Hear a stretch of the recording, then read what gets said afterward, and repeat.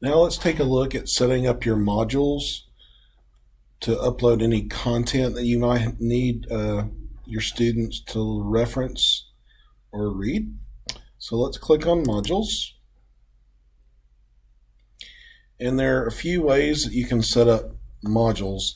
For the purposes of this exercise, we are not going to set up what I would call complete learning modules. So a complete learning module has an introduction overview from the instructor, the list of learning objectives and outcomes, any resources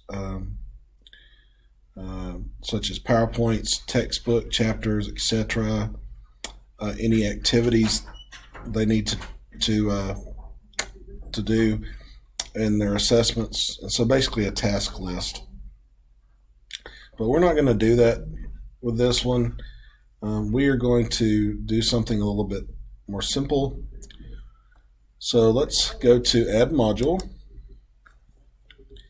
and let's do PowerPoints or course.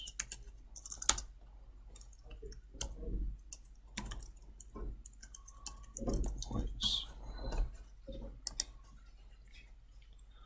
Or it could also be course lectures.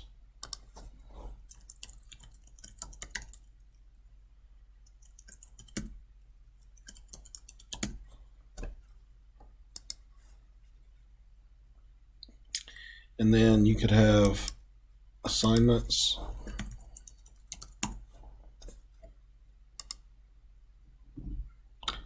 And you could also have tests or a final exam.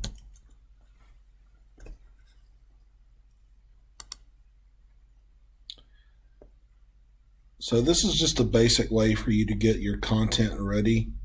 And when we come back in the next step, we'll look at how you can go about uploading your content into these modules.